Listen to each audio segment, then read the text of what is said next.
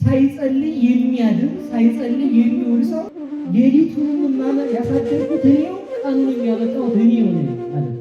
ልብሰ ተክህኖ ላይ መላክ ቆርጠው የሚስሉ ሰዎች እጃቸው እንዲጨከኑ ስዕል ሲቀደድ እሪ የምትልዝ ልብሰ ተክህኖ ላይ መላክ ተቆርጦ ልብሰ ተክህኖ ሲሆን የት ይላል? እግዚአብሔር እኛን ለማጥፋት ሌላ ነገር ማምጣት አይጠበቅበትም። መጠበቁን ዝም ካለ ነፍስ ተቅበዝባዥ ትሆናለች።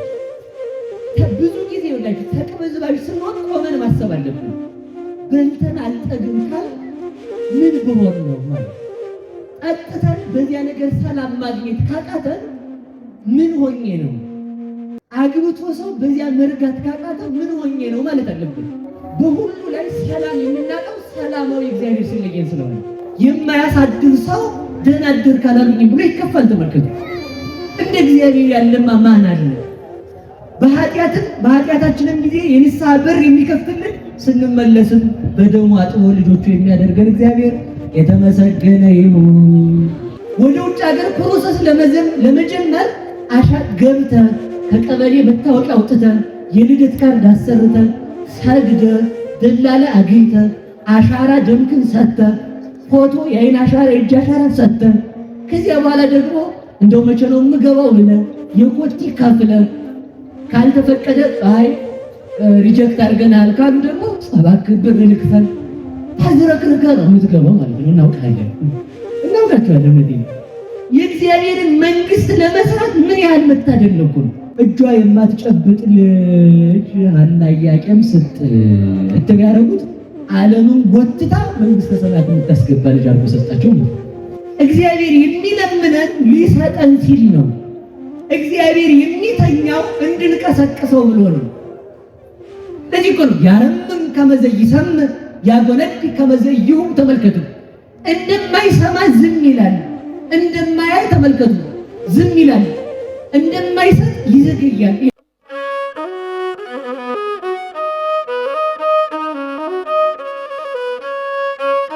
በስመ አብ ወወልድ ወመንፈስ ቅዱስ አሐዱ አምላክ። በወለደ በማይወለድ በማይሰርጽ በእግዚአብሔር አብ ስም፣ በተወለደ በማይወልድ በማይሰርጽ በእግዚአብሔር ወልድ ስም፣ የሰረጸ በማይወልድ በማይወለድ በእግዚአብሔር መንፈስ ቅዱስ ስም ፍጥረታት ሁሉ ካፉ በወጣ ቃል ዓለምን ሰማያትን የፈጠረ ዓለማት በሱ የጸኑ የዓለም መጋቢ ፈጣሪያችን መድኃኒታችን ኢየሱስ ክርስቶስ ከወለደው ከባሕርይ አባቱ ከአብ ከባሕርይ ሕይወቱ ከመንፈስ ቅዱስ ጋር ስሙ ለዘላለም የተመሰገነ ይሁን።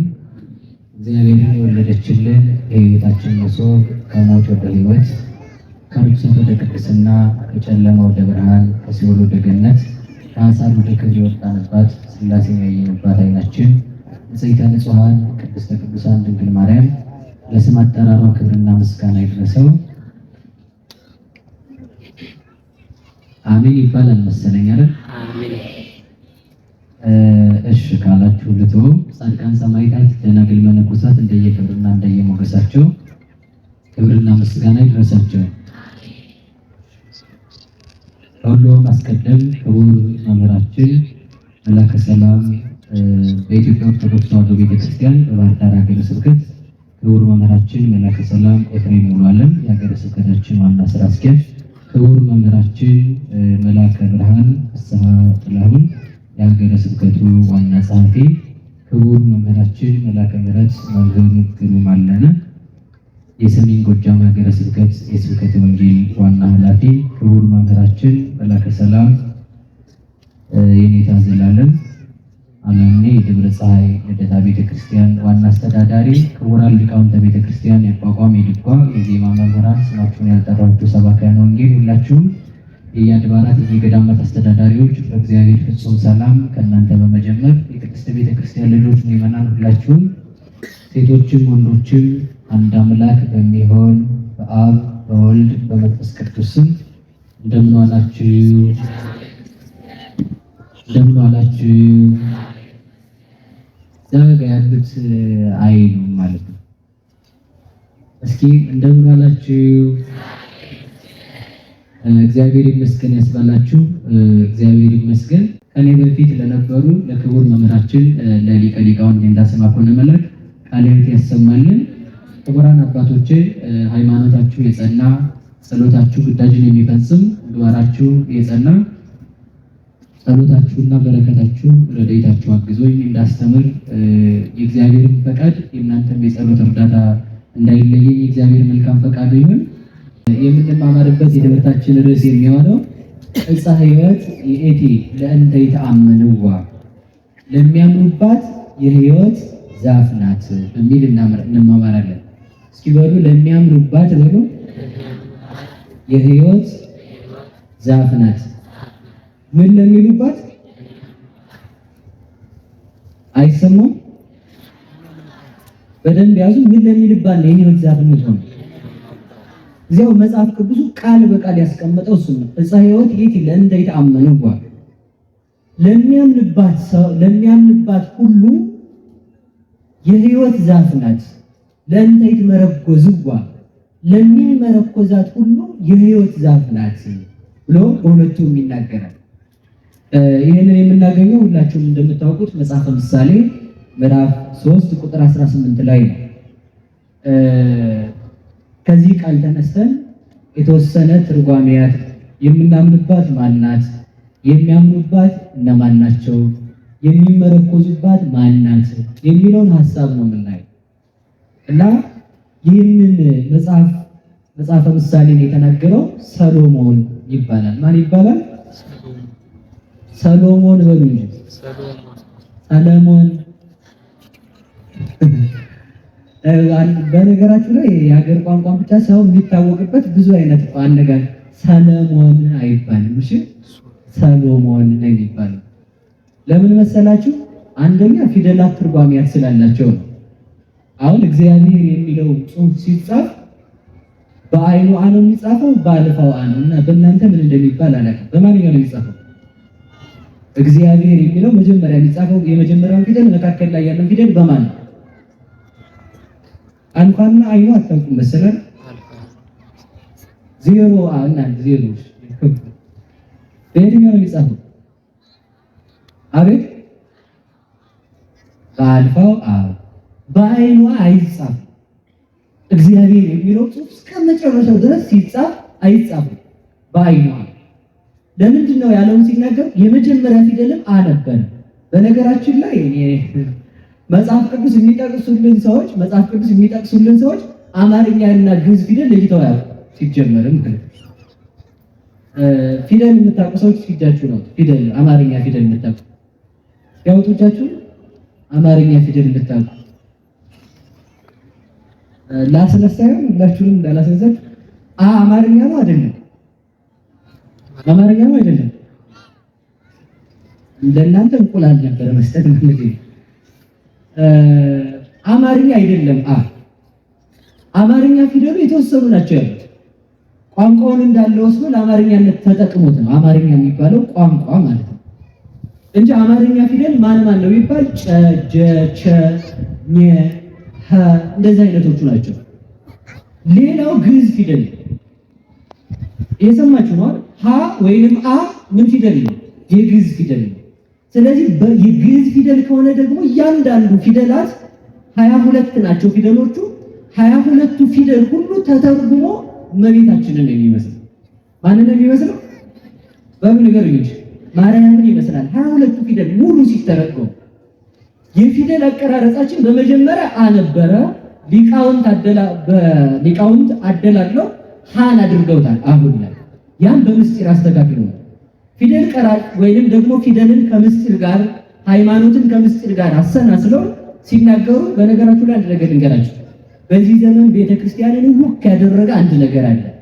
ይሄ ዶግማ፣ ይሄ ስርዓት፣ ይሄ ቀኖና የሚባል ድስኩር ማለት ነው። ሁሉም አይሻልም። ሁሉም ስንቱ ነው ያልኳችሁ? ነገሩኝ እንጂ በተክሊል ማግባት ስርዓት ነው ዶግማ ነው? ተናገሩ እንጂ ስርዓት ነው ዶግማ ነው? እሺ ሚስትን ይዞ መኖር ስርዓት ነው ዶግማ ነው? ነገሩኝ። እሺ ስርዓት ነው ብላችኋል። ልብ በሉ እንግዲህ ሚስት የክርስቶስ ምሳሌ ናት። ይቅርታ ሚስት የቤተ ክርስቲያን ምሳሌ ናት። ባል የክርስቶስ ምሳሌ ነው። ባል ሚስቱን ቢፈታ ምን ብሎ ነው የሚክደው? ክርስቶስ ቤተክርስቲያንን ትቷታል ብሎ ነው የሚክደው። ስለዚህ ስርዓቱ ራሱ ምንድነው ማለት ነው? ሃይማኖት ነው። ሌላም ስርዓት ልንገራችሁ። ለምሳሌ ሴት ስትጸልይ ተከናንባ ነው አይደል? ሳትከናነብ ብትጸልይስ ሴት አይደለሁም ማለት ነው። ሴት አይደለሁም እኔ ማለት ነው። ወንድ ደግሞ የሚጸልየው ሳይከናነብ ነው። ሳይተከናነብ ቢጸልይ ደግሞ ምንድነው ማለት ነው? ሴት ነኝ ማለት ነው። እኔ ሴት ነኝ እያለ ነው። ፍጥረቱ እየካደ ነው ማለት ነው። በዚያው ብዙ ነገር መናገር እንችላለን። ለምሳሌ ልብ ብላችሁ ስሙ። ሳይጸልይ የሚያድር ሳይጸልይ የሚውል ሰው ይውላል። መቼም ይውላል፣ ችግር የለም ይውላል። ግን ምን ብሎ እንደካደ ይቆጠርበታል መሰላችሁ? ሌሊቱንም ያሳደርኩት እኔው ቀኑን የሚያመጣሁት እኔው ነኝ ማለት ነው። ስለዚህ ጸልዩ የምንባለው ጸሎታችን ራሱ ሃይማኖት ስላለው አንደኛ ምን መሰላችሁ? ስንጸልይ ቀኑን ባርክ፣ ጠዋት ስናመሰግን ሌሊቱን አሳለፍክ ማለታችን ነው። ወደ ምስጢር ሲሄድ ሌሊት የኃጢአት የጨለማ የመከራ ዘመን ምሳሌ ነው። ሌሊቱን ያሳለፍክ አንተ፣ ቀኑን ደግሞ መጸለያችን ቀኑን ያመጣኸው አንተ ነህና እኔ ምን አገባኝ አንተው በፈቀድከው አውለኝ ማለት። እስኪ በሉ በፈቀድከው አውለኝ በሉ። እግዚአብሔር በፈቀደው ያውላችሁ። ያልጸለየ ሰው ለምን ችግር ደረሰብኝ ብሎ እግዚአብሔርን መጠየቅ አይችልም። ለምን ሰወጣ ምን ብሎ መሰላችሁ? ቀኗንም እንዲች ብለህ ቀኔ ላይ እንዳትመጣ ዋ ያለው ነው የሚመስለው። እግዚአብሔር ምን አገባ ማለት ነው። ተኝቶ ሌሊት ህልም ቅዠት አላሳድረው ያለ ሰው መከራውን እያየ እንደው ምን አደረኩ ነፍሱ እኮ ምን ጥቅ ብላ ልትወጣ ነው የምትደርሰው፣ የልብ ምቱ ጨምሮ ማለት ሌሊት ሰው ቅዠት ሲያይ መሳሪያ ማትባል እንደው ምን ሊመጣብኝ ነው ይላል። ምን ይመጣብህ? ምንም አይመጣብህም፣ ችግር የለውም አይዞህ። ግን ያንን ሌሊት ራሱ ተው እግዚአብሔር እኔው ራሴ እበቃለሁ ለሌሊቱ ማለት ነው። ከዚህ የተነሳ ተመልከቱ፣ ስርዓታችን ራሱ ሃይማኖት ነው። እስኪ በሉ ሃይማኖት ነው በሉ። ስርዓት ራሱ ምንድን ነው? ሃይማኖት። አሁን ይኸውላችሁ አንድ የተበላሸ ነገር አለ። እሱ ምንድን ነው መሰላችሁ? የቤተ ክርስቲያን ስርዓት በጣም እየተጣሰ ነው። አንዱ ምንድን ነው የተጣሰው? ልብሰ ተክህኖ ላይ መላክ ቆርጠው የሚስሉ ሰዎች እጃችሁ እንዴት ጨከነ? ስዕል ሲቀደድ እሪ የምትል ህዝብ ልብሰ ተክህኖ ላይ መላክ ተቆርጦ ልብሰ ተክህኖ ሲሆን የት ሄዳል? የተቆረጠ መላክ ያለበት ልብሰ ተክህኖ ገዝተህ የምታመጣው አንተው ነህ። ከዚህ መውጣት አንድ ካህን ልብ ብላችሁ ስሙ። አንድ ካህን ቅዳሴውን እየቀደሰ ገባሬ ሰናዩ ካህን ልብ ብላችሁ ስሙ። ስርዓት ነው መቀደስ። ምንድነው? ስርዓት ነው እንጂ ስርዓት ነው። ተመልከቱ። ቀድሶ ሲያበቃ እንደው ቅዳሴው ላይ እግሩን አሞት ቁጭ ቢል ካደ። ተመልከቱ እንግዲህ ምን ብሎ ነው የካደ? ያ ካህኑ ቀድሶ እስከሚወጣት ያለችው 3 ሰዓት ክርስቶስ በዚህ ዓለም 33 ዓመት ከ3 ወር የኖረበትን ዘመን ነው የሚወክል። ስለዚህ በዚያ ሰዓት ላይ ካህኑ አለማረፉ ካህኑ ሳይደክመው ቀርቶ ለካህኑ እግዚአብሔር ሳያስብ ቀርቶ አይደለም። ክርስቶስ በዚህ ዓለም ሳያርፍ ሰውን ለማዳን እንደተጋ ነው የኖረው ማለት ነው። እትው በሰላም ሳይል አይቀመጥም። ገባሬ ሰናዩ ካህኑ ደክሞት አይቀመጥ ብሎ ቁጭ ቢል ክርስቶስ ይህን ዓለም ዘንግቶ ተረስቶ ተቀምጦ ነበር ብሎ እንደካደ ይቆጠራል ማለት ነው። ሰምታችኋል? ስርዓቱ ራሱ ምንድነው? ዶግማ ይሆናል። ልብ ብላችሁ ስሙ። ለምሳሌ ካህኑ ሲለብስ ልብሰ ተክህኖ ተለክቶ በካህኑ ቁመት ልክ ይሁን ይላል። እንደዚህ አጠር ያለ ጉልበቱ ላይ የሆነ ልብሰ ተክህኖ ለብሶ ቢቀድስ ምን ችግር አለ? ምን ችግር አለ? መቼም በስቷል። ምን ችግር አለ? ምን ችግር አለ? እንደዚህ ሆኖ ነበር። ምን ችግር አለ? በተክሊል ባገባ ማለት ምን ችግር አለ? አግብቼ ፈትቻለሁ፣ እሺ ባገባ ምን ችግር አለ ማለት። ኧረ ተይ እላለሁ፣ ታልቄ ነው የምሞት። ደውላ ነው እንደዛ ያለችኝ። ልጅቱን እንዳትቆጪ ከሰማሽው እንዳታደርሷት እሺ። እና ሐሳብ ላይ አይቻልም። እኔ ምንም እንደዛ የሚባል ነገር የለም። ስርዓት ነው። ስርዓቱ ደግሞ ራሱ ምንድነው? ሃይማኖት ነው። ይሄ ተመልከቱ። ልብሰ ተክህኖ እንዲያ ቢለብስ እናንተስ ብትለብሱት ምን ችግር አለ? ምን ችግር አለ? ለምን ችግር አለ? ቄሱ ሁሉ ጎታት ያደርጋል። ቄስ ይሆን ያማ ይላል። ልብሰ ተክህኖ አይነካም። ቄስ ከለበሰው በኋላ ኖር ነው ብዬ ነው። ተመልከቱ። ልብሱን እንደዚህ ለብሶ ይገባል፣ ይቀድስ። ማን ነው ልብሰ ተክህኖ እንደዛ ይልበስ ተብሏል። እስከ ምን ድረስ? እስከ ቁርጭምጭሚቱ ድረስ ተለክቶ ነው የሚሰፋው። ታዲያ በዚህ ያን ልብሰ ተክህኖ የረዘመውን ቢለብሰው እሱን ዲያቆኑን እንዳይጥለው ሊሆን ይችላል። እናስብሽ እንደዚያ አይደለም። ልብስ የሥጋ ምሳሌ ነው፣ አካል የመለኮት ምሳሌ ነው። አካሉ ረዝሞ ልብሰ ተክህኖ ቢያጥር መለኮት ሥጋን በትክክል አልተዋሃደም እያለን ነው ማለት እንዳልተዋሃደ አምናለሁ ብሎ ይነግረናል።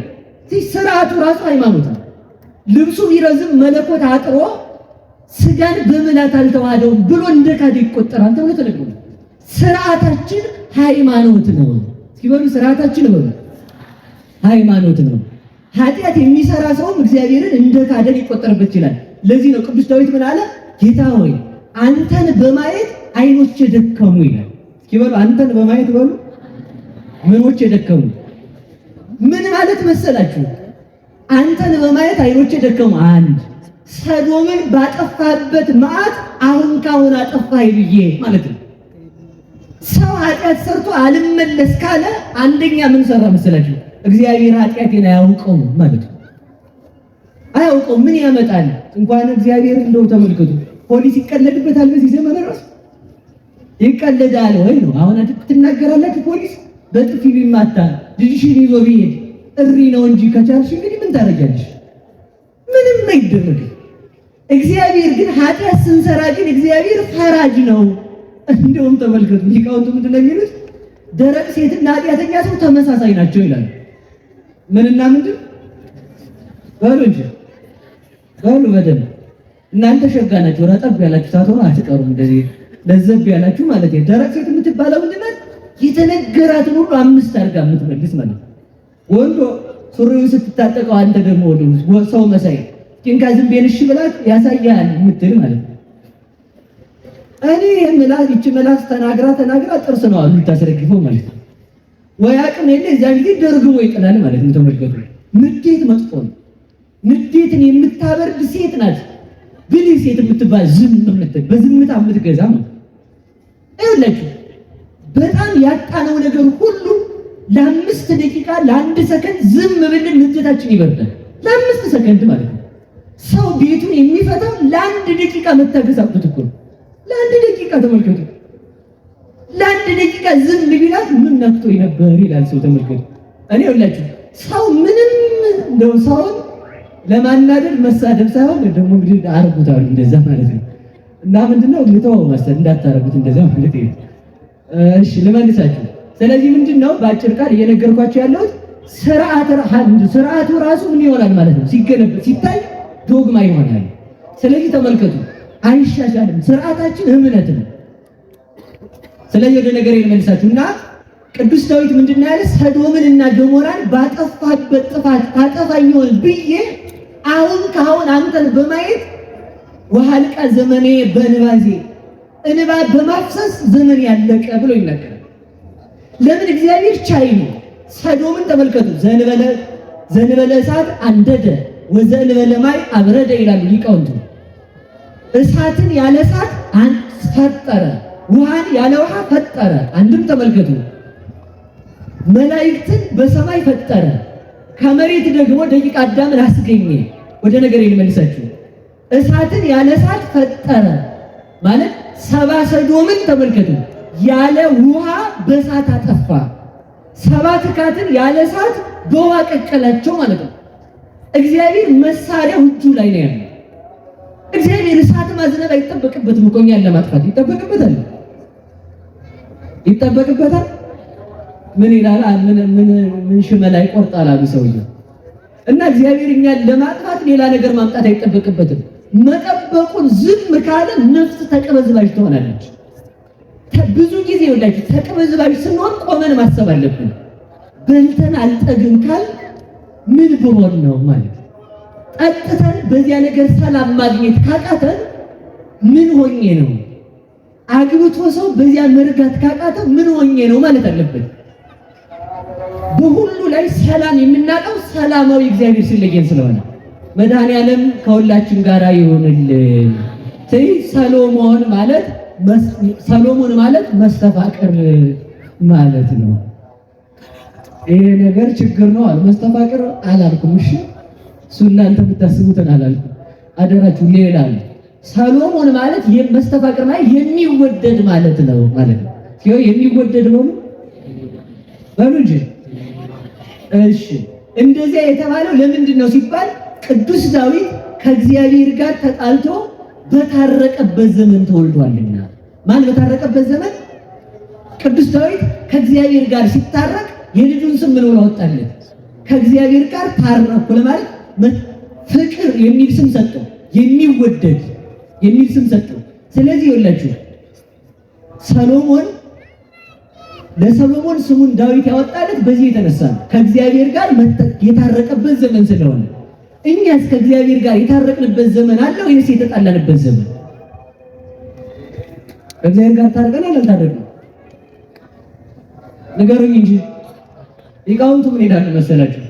ውሃ ቢያንቅ በምን ይውጡ፣ ምላጭ ቢያንቅ በምን ይወጡ ይላል። ምላጭ ለአንዳንድ ሀገር ቋንቋ ይገባል። ፈላ ቤሳ የሚባለው በገጠሩ በሰፈር ቋንቋ በጎጠኛው እንዲያ የሚባለው ነው እንግዲህ ምላጭ የሚባለው። ምላጭ አሁን የሆነ ነገር ቢያንቅ በምላጭ ትቆርጣለህ አይደል? ምላጭ ራሱ ካበጠ በምን ትቆርጠዋለህ? ምላጩ ራሱ። እንጀራ ቢያንቅ በውሃ ትውጣለህ። ውሃ ቢያንቅ ውሃን በምን ትውጠዋለህ? መዋጫ የለም። ተመልከቱ፣ ሰው ከሰው ጋር ቢጣላ በሰው ይታረቃል። ሰው ከእግዚአብሔር ጋር ከተጣላ በማን ይታረቃል? ለዚህ ነው ሁልጊዜ እንዲሁም ማሰብ ያለብን ከእግዚአብሔር ጋር መጣላትና አለመጣላታችንን ማሰብ። በቀን ውሏችን፣ በምሽታችን፣ በቢሮአችን፣ በእንቅስቃሴያችን ሁሉ ዛሬ ከእግዚአብሔር ጋር ተጣልቼ ነው የዋልኩት ወይንስ ደግሞ ከእግዚአብሔር ጋር ተፋቅሬ ነው የዋልኩት ብለን ማሰብ አለብን። ስለዚህ ተመልከቱ፣ በምን ልንታረቀው እንችላለን? እግዚአብሔር ግን እንደ ሰው አይደለም። ይኸውላችሁ እግዚአብሔር ደስታ ይባላል። እስኪ ወል ደስታ በሉ እንጂ አትሉ። እናንተን አሁን ጅላጅሉ ተሰብስባችሁ ብል ትቆጣላችሁ? አትቆጡ? ትቆጣ። በደንብ ነው አንዱ በደንብ ወይም ደገኛ ስድብ መርጣችሁ አንዱን ትለጥፋላችሁ ማለት ነው። ልብ በሉ። እግዚአብሔር ግን ኃጢአት ስንሰራ አንተ አላዋቂ ነህ እያልን እየዘለፍነው ነው። እግዚአብሔር ግን ልብ ብላችሁ ስሙ። እግዚአብሔር ባህሪው አይለወጥም። ምኑ አይለወጥም? ንገሩኝ እንጂ ኃጢአት ስንሰራ ተቀይሞ ቆይ ማናቱን ነው የምለው አይደል? እግዚአብሔር ደስታ ስለሆነ በጽድቅ እንዳለንም እንደወደደን በኃጢአት እንዳለንም ይወደናል። ወይፈቅድ ምክንያት ለዲን ሰለስቱ ምዕት እግዚአብሔር ሰውን ለመማር ምን ይላል? ምክንያት ይፈልጋል። በሉላችሁ እግዚአብሔር በሉ ሰውን ለመማር ምን ይፈልጋል? ሰይጣን ሰውን ለማጥፋት ምን ይፈልጋል? ንገሩኝ እንጂ ምን ቀድለው ኃጢአት የሰራ ብሎ ማለት ነው። ሰይጣን ሰውን ለማጥፋት ምክንያት እንደሚፈልግ እግዚአብሔር ደግሞ ሰውን ለመማር ምክንያት የሚፈልግ እንዴት መሰላችሁ? እግዚአብሔር እኛን ለማዳን ምክንያት መፈለጉን የምናውቀው የማቴዎስ ወንጌል ምዕራፍ 10 ላይ በደቀ መዝሙሬ ስም ውሃ የሰጠ ነው እንጂ ያለ በደቀ መዝሙሬ ስም ወርቅ የሰጠ አላለ። ውሃ የሰጠ ነው። ያም ባይሆን ተመልከቱ፣ አረጋዊ መንፈሳዊ ምን ይላል መሰላችሁ? አንተ ሰው አልብከ ጠፈር ለሐውጾ እግር ለሐውጾ አልብከ ጠፈር ላይድሮ ነግድ። አንተ ሰው እንግዳ ለማሳደር የተደላደረ ቤት ላይኖርህ አልጋ ላይኖር ይችላል። እንግዳ የምትቀበልበት ቤት የለህም ወይ? እግዚአብሔር አልጋህን ሳይሆን የለመነ የቤትህን ወለል ነው የለመነ ይላል። አልብከ እግር ለሐውጾ ድዊ። አንተ ሰው ሄደህ ላታሳክም ትችላለህ። ቢያንስ የታመመ ሰውን ሄደህ እግዚአብሔር ይማርህ እንዳትል እግር እግዚአብሔር አልሰጠህም ወይ? ተመልከቱ፣ አንድ ሰው የሚጠየቀው ተመልከቱ፣ ክርስቶስ ራሱ ሲጠይቀን ምን ብሎ ነው የሚጠይቀን? አላጠገብከኝም፣ በደንብ እንዲሞቀኝ አላረክም፣ መተህ አላስፈታኸኝም አይደለም ያለው። እንግዲህ ምንድን ነው ያለው? አላበላኸኝም ማለት። ተመልከቱ፣ እሱ አላበላኸኝም ነው እንጂ ያለ አላጠገብከኝም አላለም። ለምን? ማጥገብ የሚችለው እግዚአብሔር ብቻ ስለሆነ ያችን ሄደን መጠየቃችንን እግዚአብሔር ይማር ማለታችንን ማን ይፈልጋታል? በሉ ንገሩኝ እንጂ እግዚአብሔር ይፈልገዋል። ፈልጎ የሚያድነን እግዚአብሔር የተመሰገነ ይሁን። ሰው ነው ተንኮል እየለቀመ የሚርቀው። ይኸውላችሁ ሰዎች አቁስለውን ስለቆሰልን ደግሞ እንደገና ይነዳቸዋል። ሰዎች አስከፍተውን ስለከፋን ጨምሮ ይከፋቸዋል። ማለት መከፋታችን ራሱ እንደገና ደግሞ ይከፋቸዋል መልሶ በመከፋት ብቻ ስለቀረን ማለት ነው። ሰዎች አስለቅሰውን የእንባችን ምንጭ ሆነው እንባችንን ስላለቀስን ይነዳቸዋል መልሶ። እኛ በወግ እንድናለቅስ እንኳን አይፈቅዱልንም። ምክንያት እየፈለጉ ነው የሚጣሉ። ሰው ካልተነሳልኝ ብሎ አይደል እንደሚጣሉ። ሰው በዚህ ቀን ደህና አደርክ አላልከኝም ብሎ አይደል እንደሚጣሉ። እስኪ ለእግዚአብሔር አስቡት። እስኪ ስንት ቀን ነው የረሳነው? የሚያሳድረውን አሳድረን ሳንለው አድረን እግዚአብሔር አይከፋውም? የማያሳድር ሰው ደህና አደርክ አላልከኝም ብሎ ይከፋል። ተመልከቱ። እንደ እግዚአብሔር ያለማ ማን አለ? በኃጢአታችንም ጊዜ የንስሐ በር የሚከፍትልን ስንመለስም በደሙ አጥቦ ልጆቹ የሚያደርገን እግዚአብሔር የተመሰገነ ይሁን። እግዚአብሔር ምን ይፈልጋል? ምክንያት በሉ እንጂ። እስኪ ጥያቄ ልጠይቃችሁ። አሁን ከተነሳ ልጅ አንድ ነገር ተናግረው ለትምህርት ይሄድ እዚሁ በቅድሙ ላይ እንዳላድር ማለት ነው። እግዚአብሔር ቤት ስሩ ማለት ቤቴን ስሩልኝ፣ መቅደስ ስሩልኝ ማለት ምን ሊያደርገው ነገሩኝ እንጂ ሰው እንዲህ ይላል ሲደሰኩር በኑሮ ውድነት እንዲህ ባለው ነገር ልጅ ማሳደጊያ ሳይኖረኝ በዚህ እንትን ሰዓት በሰላም ሰዓትማ ሁሉም እኮ ሰላም ነው። በኖረ ሰዓትማ ውሻና ጅብና ጅብ ይዋደዳሉ። ውሻና ውሻ እንኳን አይዋደዱም። ጅብና ጅብ ይዋደዳሉ ሲኖር ማለት ነው። ሰው ለእግዚአብሔር መስጠት ያለበት ሲተርፈው አይደለም። ሲተርፈው ሳይሆን ለምን መሰላችሁ? ቅዱስ ዳዊት ውሃ ጠማው በታመመ ሰዓት። ውሃ በጠማው ጊዜ ምን አለ? ውሃ አምጡልኝ አለ። ከቤተልሔም ውሃ ሄደው አመጡለት። ያንን ውሃ ለእግዚአብሔር መስዋዕት ይሁን ብሎ የጠማውን ውሃ ደፈው። እንዴ ምን አሉ ተርጓሚያን? በሬ ይታረዳል እንጂ ውሃ ይሰጣል ወይ ለእግዚአብሔር አሉ። እስኪ በሉ በሬ ይታረዳል እንጂ በሉ ውሃ ለእግዚአብሔር ይሰጣል ወይ? ይኸውላችሁ ይሄ እኮ ነው ቅዱስ ዳዊት ሁሉ የሱ ነው፣ ንጉሥ ነው። ለእግዚአብሔር መስጠት ያለበት በሬ ነበር አይደለም?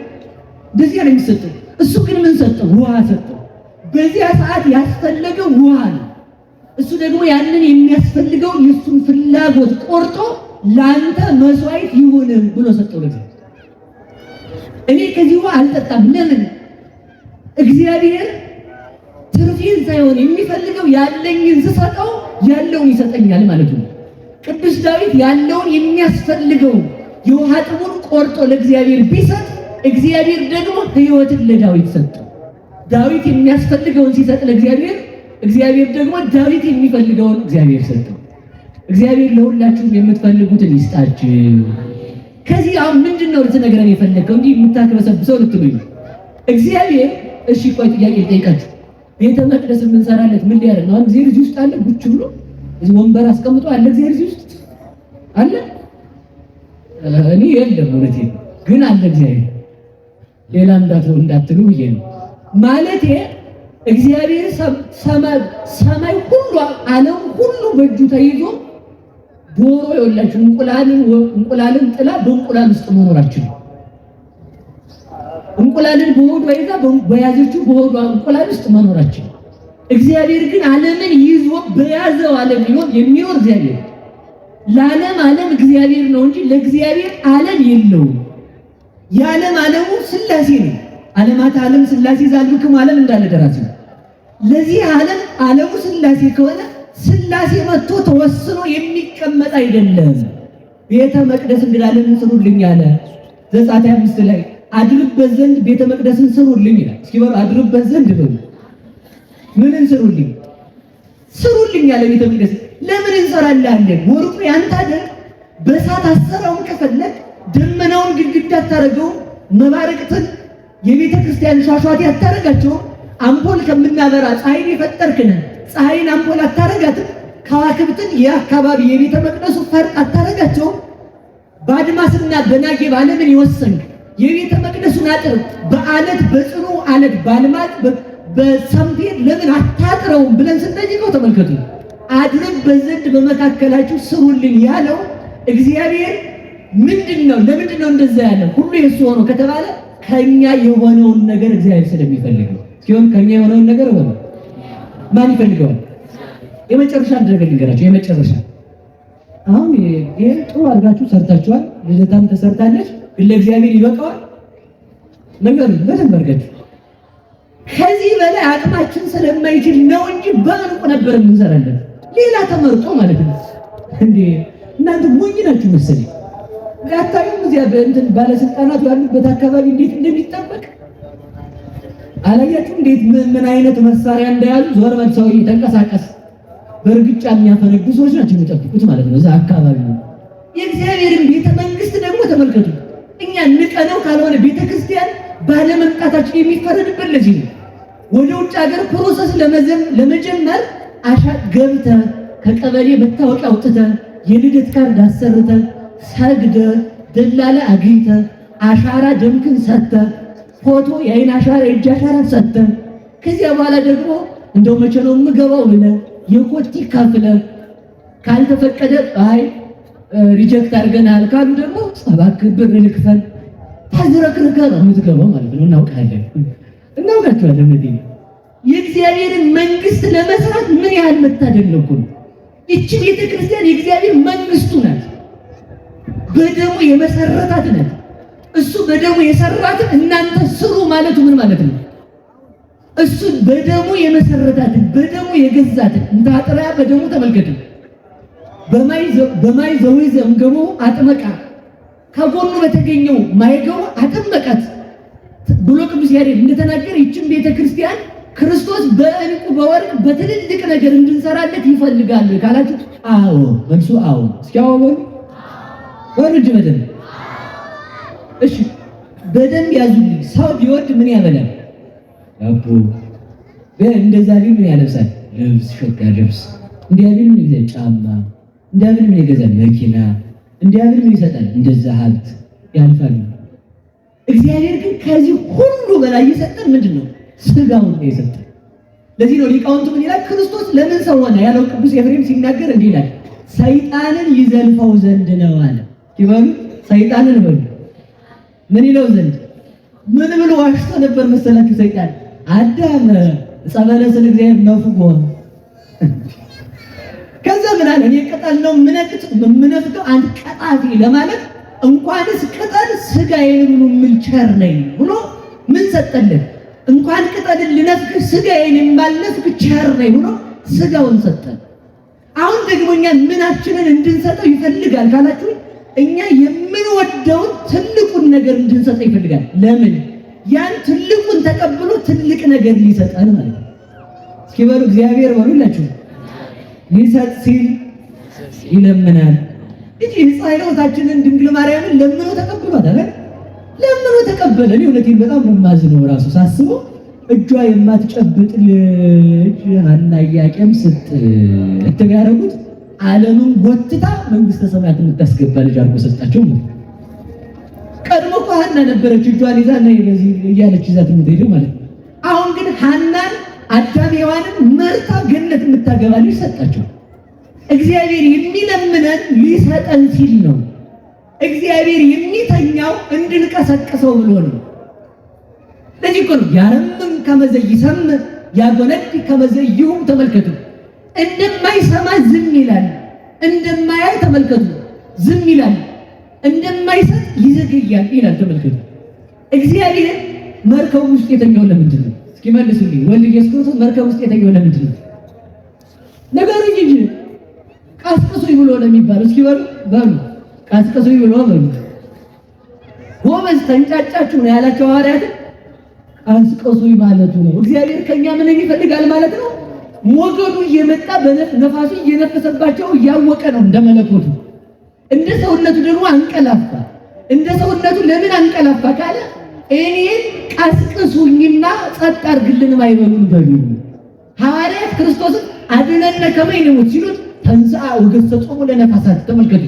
ተነሳ ነፋሳትን ገሰጻቸው። ወኮነ አብይ ዛሂል ታላቅ ጸጥታ ሆነ። አንከሩ ተመልከቱ። መኖቱ ዘይት የዘዙ ሎቱ ተመልከቱ። ነፋሳት ባይል ሞገድ የሚታዘዙለት ይሄ ማን ነው ብለው ክርስቶስን አደረጉት።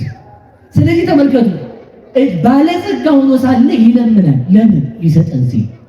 አዋቂ ሳለ ንገሩኝ ይላል። ለምን? እኛ ሄደን ስንቀሰቅሰው ጎሽ ልጄ ብሎ እምነታችንን ሊያጸናልን ምናችንን ይፈልጋል?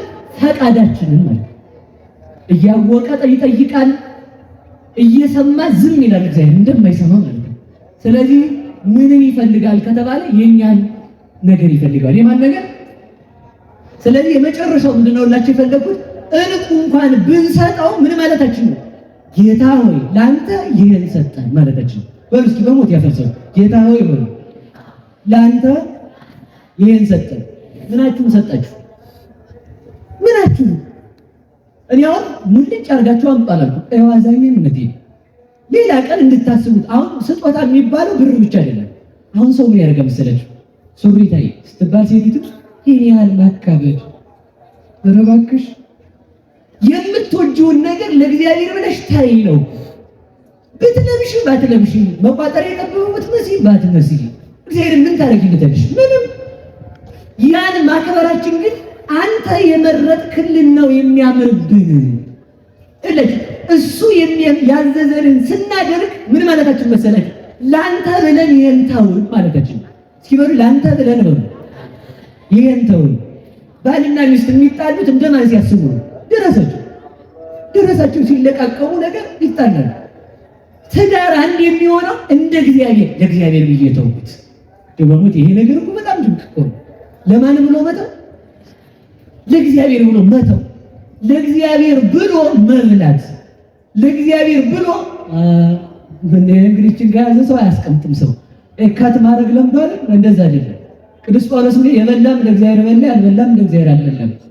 ሲበል የበላም ነው ለማን በላም ያልበላም የሚበላም ለእግዚአብሔር ብሎ ነው ሰው ማለት ነው አይደል?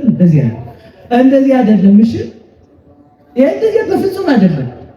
ወእግዚአብሔር ይስሮሙ ለክልኤሆሙ እግዚአብሔር ወድንም ተሸካሚውንም ምግቡንም ያሳልፋል። በሚጠፋ ምግብ ምን አትበል እግዚአብሔርን አትጣ ማለት ነው። ግን ይኸውላችሁ የሚበላ ለእግዚአብሔር በላ ማለት ገዳም ውስጥ መነኮሳት እየበሉ ስራ መስራት አለባቸው። ካልሰሩ ገዳሙ ይፈታል። ግዴታ መቁነናቸውን ተቀብለው ምሳቸውን ይበላል። ደግሞ ተባሂተው የያዙት ገዳም ውስጥ በብቃት ያለ ምግብ የሚኖሩት ደግሞ ሳይበሉ እየጸለዩ ማንን ይጠብቃሉ? እዚያ ጋር ያሉትን መነኮሳት አያችሁ። እነዚያ መነኮሳት የበሉት ስጋቸው ደግሞ መስራት አቅቷቸው ገዳሙ እንዳይፈታ ነው ማለት ነው። ይሄ ነው ለእግዚአብሔር በላ ማለት።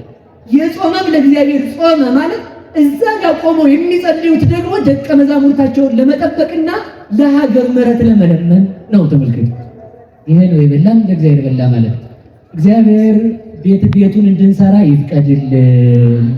የተመረጠ ቀን የእግዚአብሔርን ቤት መስራት ደግሞ ለእግዚአብሔር ብንሰራስ ከራሳችን አውጥተን በሉ ነገር እንጂ ከራሳችሁ አምሰሩ። እኔ እኮ በጣም የሚገርመኝ ነገር ምን መሰላችሁ? እግዚአብሔር ሳቶ መለመኑ ነገር ነው የሚገርም። ሳቶ መለመኑ እኮ ነው። አልሰጥም ቢል ማን ይከለክላል? አካልን የሰጠ እግዚአብሔር ነው። በአካል ተመልከቱ። በሰጠው አካል ደግሞ በጎ ሰራ ብሎ የሚሸልም ደግሞ እግዚአብሔር ነው። ዓይንን የሰጠ እግዚአብሔር ነው። መጽሐፍን አንብበህ ስታጠናበት ጸሎት አንብበህ ስትጸልይ ወደሱ ደግሞ ጎሽ ልጅ ብሎ ክብርን የሚሸልም እሱ። ምላስን የሰጠ እግዚአብሔር ነው። በጎ ተናገርክ ብሎ የሚሸልም እግዚአብሔር ነው። አይምሮን የሰጠ እግዚአብሔር ነው። በዚህ እኔን አሰብክበት ብሎ ለዘላለም እሱን እንድታስብ በመንግስተ ሰማያት የሚያነግስ እግዚአብሔር ነው። እጅን የሰጠ እግዚአብሔር ነው። በእጅ ሰርተህ እንድትከብር የክብርን ቦታ ይፈቀድልህ እግዚአብሔር ነው። ስለመጸወትክበት እሱ ደግሞ ስጋውን የሰጠ እግዚአብሔር ነው። ከእግዚአብሔር ያልሆነ ምን አለ? ይወል ከእግዚአብሔር ያልሆነ ምን አለ? የእናንተ አሳዩ። የእናንተ እስኪ አሳዩ። የእናንተ የላችሁ። በቃ ይሄን ነው ማወቅ። እኛ የማንን ብር እንድትሰጡ አይደለም የሚፈልገው። የዚህ የጉባኤ ዓላማም እንደዛ አይደለም። ምክንያቱም የጉባኤው ዓላማ ቤተክርስቲያን መስራት ነው። ቤተክርስቲያን ውስጥ ደግሞ የተሰራ ምዕመንን መስራት ነው ዓላማ። ምዕመንን መስራት ከሆነ ስለዚህ ተመልከቱ። እኛ በዚህ ዓለም ላይ ያሉ ክርስቲያኖችን የምንፈልጋቸው የልብስ ላቂ ሳንቲም ድቃቂ እንዲወረጉሩልን ሳይሆን እነሱ ራሳቸው የእግዚአብሔር እንዲሆኑ ነው። እና እኛ የማንን ነው? የእግዚአብሔር እንደሆነ እንድንኖር እግዚአብሔር ይርዳን።